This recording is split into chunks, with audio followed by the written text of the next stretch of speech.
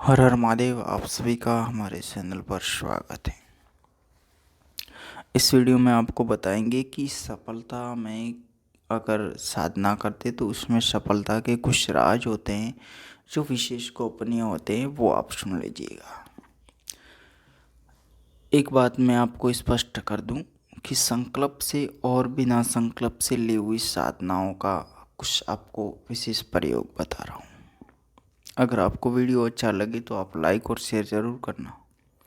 आपसे एक छोटा सा निवेदन है, आपने इस चैनल को सब्सक्राइब नहीं किया है तो ज़रूर कीजिएगा, क्योंकि आप वीडियो भी देख रहे हैं और आप कुछ ज्ञान भी ले रहे हैं तो चैनल तो सब्सक्राइब कीजिएगा। बस यही आपकी सुलह है। अगर आप ये चैनल सब्सक्राइब करके वीडियो पूरा देख रहे हैं तो आप साधना में ज़रूर सफल होंगे, और अपने मन के विचारों के बाहर से देख रहे हैं तो कभी सफल नहीं हो सकते। चलो बात करते हैं साधना में सफलता की।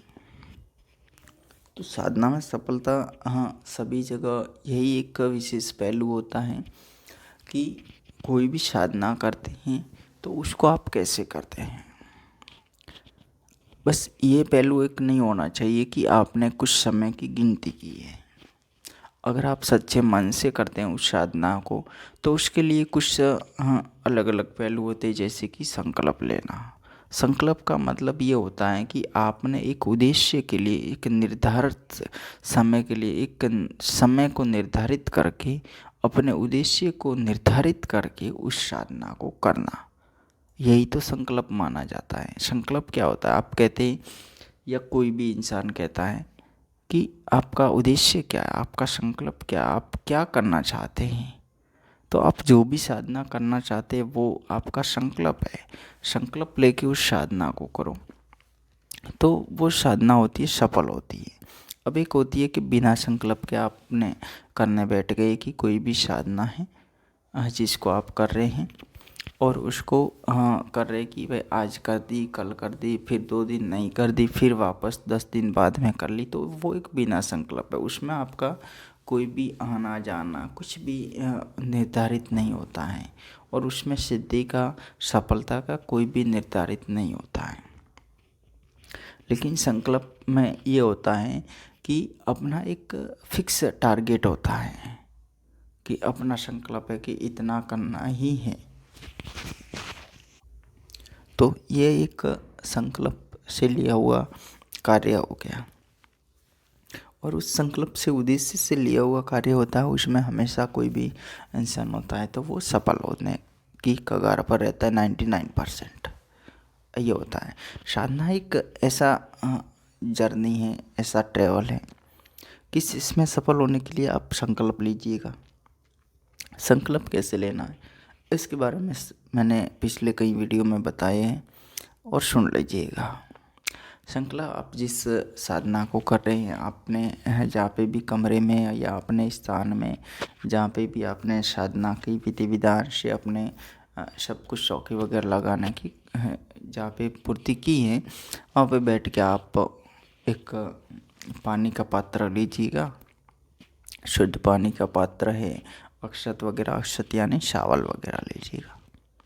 और जो भी साधना कर रहे हैं, आप मान लीजिए किसी यक्षिणी की साधना कर रहे हैं और उस साधना को कर रहे, तो आपको क्या करना है कि सबसे पहले आपको गणपति मंत्र होता है उसका 3 बार संकल्प लेना है, यानी 3 बार हाथ में पानी लेके उसको बोलना है कि मैं अमुक नाम, जो भी अपना नाम है, अपना गोत्र है या अपने माँ का, पिता का, जो भी आप नाम लेना चाहते हैं, बोल लेके कि मैं ये साधना कर रहा हूँ गणपति भगवान, इसमें मुझे सफल करना।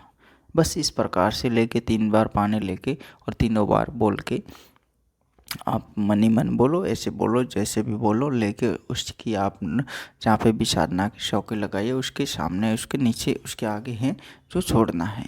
ऐसे ही 3 बार अपने हाथ में शावर लेके ये का यही अपनी हथेली में लेके उसका भी थोड़े थोड़े दाने लेके, 2-4 दाने लेके संकल्प के साथ में वो भी वहीं छोड़ने हैं। सबसे पहले आपने गणपति का संकल्प लिया, उसके बाद में आपको गुरु मंत्र का या गुरु मंत्र जो कोई भी है, जैसे गणपति का तो है तो ओम गं गणपति नमः संकल्प के साथ में ये मंत्र बोल के वो छोड़ना है, मंत्र बोलते हुए छोड़ना है। गुरु मंत्र भी बोलते हुए, सब बोलने के बाद में गुरु मंत्र बोलते हुए छोड़ना है। उसके बाद में आप चाहे तो आपके पितर का भी संकल्प ले सकते हैं, अपने इष्ट का ले सकते हैं, अपने कुल का ले सकते हैं, या अपने क्षेत्रीय शक्तियों का लेते हैं तो वो भी अच्छी बात है। और ज़्यादातर यही होता है कि गणपति और गुरु मंत्र का संकल्प लेते हैं और दूसरा अपने कुल का लेते हैं या पितर का लेते हैं, लेकिन ये लेना चाहिए ताकि इसमें सफलताएं मिलती है। और अंतिम बार होता है जो जिस भी शक्ति की आप साधना कर रहे हैं, चाहे अक्षणिक कर रहे तो उसका भी संकल्प लेके वो भी वहीं छोड़ना है, वो जो आपका मुख्य मंत्र है वो बोलते हुए।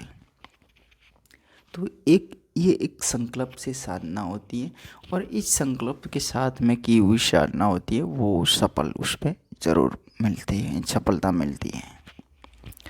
अब उसमें ये होता है कि सफलता मिलेगी तो कैसे मिलेगी। ऐसी तो बात नहीं है कि आप जैसे ये करने के बाद में आपको 10 माला करनी थी या 20 माला करनी थी और आप 1 माला करके और आप सोच रहे कि मैंने संकल्प लिया 1 माला करके छोड़ दिया तो आपको सफलता मिल जाएगी, वो बात नहीं है। उसमें संकल्प में ये होता है कि उसमें कितना जप करना होता है कि आप रोजाना 11 करते हैं, 21 करते हैं, 51 करते हैं या 100 माला करते हैं, तो फिर वो संकल्प के साथ में आप कीजिएगा। अगर आपकी 7 दिन की कोई साधना है तो उसका आपको 3 दिन से 4 दिन के अंदर अंदर उसके आपके जो भी अनुभव है, हो सकता है पहले दिन भी आपको अनुभव है, उसकी कुछ शेड्यूल आपको गुप्त रहस्य है वो पता चल जाएगा।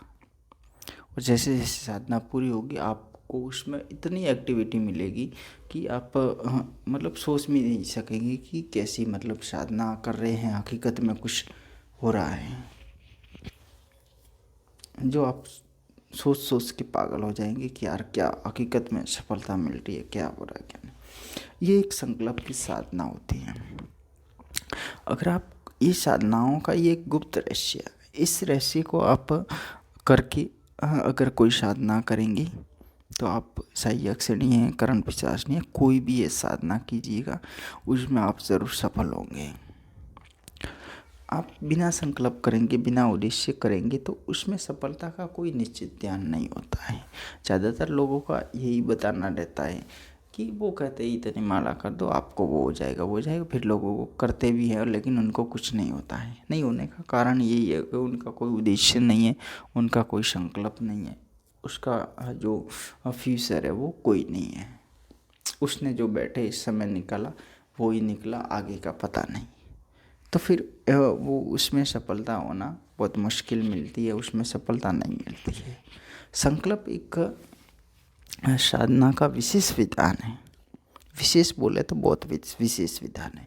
आप चाहे पूजा पाठ की सामग्री 10 आइटम ला रहे हैं लेकिन आपने संकल्प से अगर कार्य नहीं किया तो आप उसमें सफल होना मुश्किल है। लेकिन आप उससे 10 आइटम की जगह अगर आपके पास में 4 आइटम या 2 आइटम ही है, धूप दीप ही है केवल, और आप संकल्प के साथ में वो साधना कर रहे हैं तो भी आप उसमें सफल हो जाएंगे। ये एक गुप्त रहस्य है, इस रहस्य को आप समझिएगा। अगर आप इस रहस्य को समझ के फिर अगर साधना में आगे बढ़ना चाहते हैं तो आप ज़रूर और ज़रूर क्या 100% आप सफल हो जाएंगे। साधना के लिए मंत्र बहुत सारे थे, हमारे चैनल पर काफ़ी सारी साधनाएं दे रखी है। आप वहाँ से कोई सा भी जो भी साधना करनी है उसका मंत्र लेके आप संकल्प के साथ में उस साधना को कीजिएगा।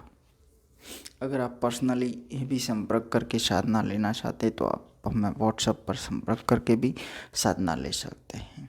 संकल्प का अगर आपको समझ में नहीं आता है तो उसके लिए भी आप पूछ सकते हैं। संकल्प से की हुई साधना में सफलता 100% मिलती है, इस बात को समझना है। उसमें टाइमिंग देना होता है, फिक्स टाइमिंग होता है, उसके कुछ पहलू होते हैं वो भी समझना अति आवश्यक होता है।